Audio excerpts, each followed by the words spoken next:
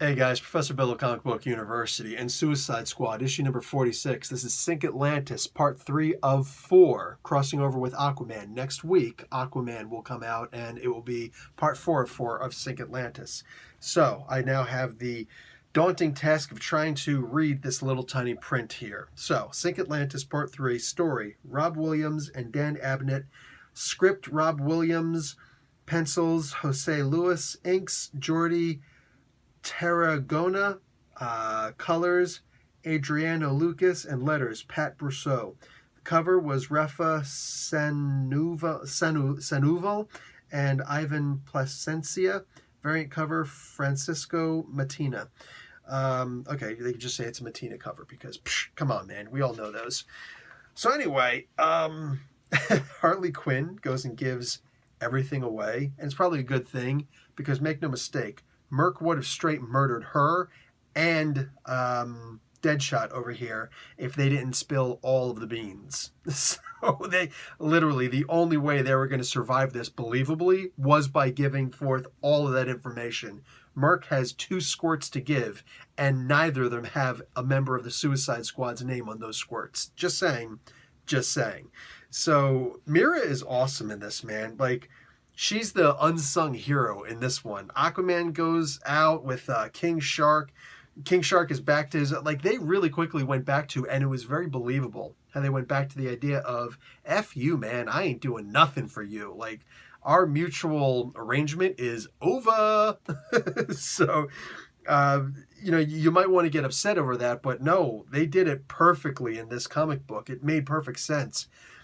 I love Killer Croc in this, even though he didn't have that much action. He had the threat of action. I wanted to see him kicking some butt, but him going after King Shark in this, Aquaman's whole, the big guy's yours, King Shark. and also him, Killer Croc going straight after Lord Satanus. That was interesting. I kept on wondering how the one girl was going to get out of this. I can't remember her name offhand right now. Whatever. The traitor to Atlantis. I was wondering how she was going to get out of this situation. Like, is she just going to jail? Oh no, we find out real quick what happens to her. That's a done case, man. But Lord Satanus, dude, he goes full evil in this one because they come to the conclusion that they can unlock the vault to figure out where all these magical items are, and bada boom, they're there. They are there in this vault, and Lord Satanus, he comes from this Magneto wannabe. He comes from a different dimension where everything is pure magic. Here, he doesn't have nearly as much power because, we're kind of mundane here. But in this room, in this vault under Atlantis, in the Silent School, he's got magic galore, and he's just like, I'm taking out everybody, and he pretty much does. He is that living bomb. Like, that bomb that he's holding in his hand, ain't nothing compared to what he's got right now.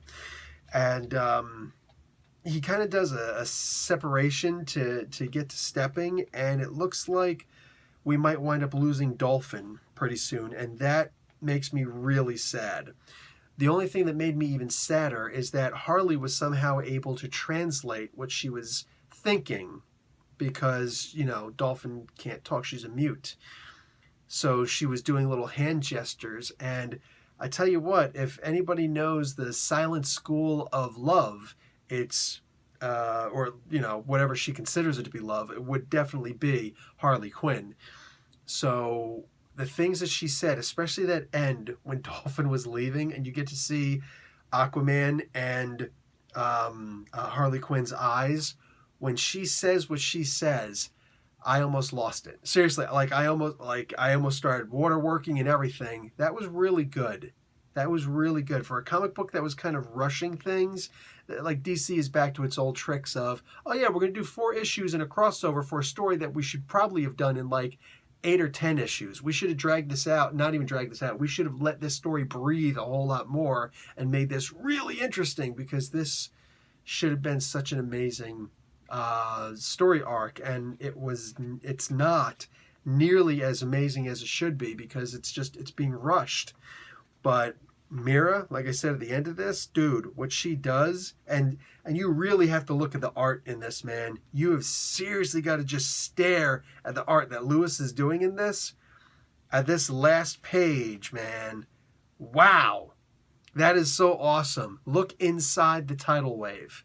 That is great. It's exactly as she said it was supposed to be. This was a beautiful comic in a lot of ways, man. And like I said, the only way this could have been better is if they would have just let the story breathe. Yeah, that's what I needed to see, but yeah,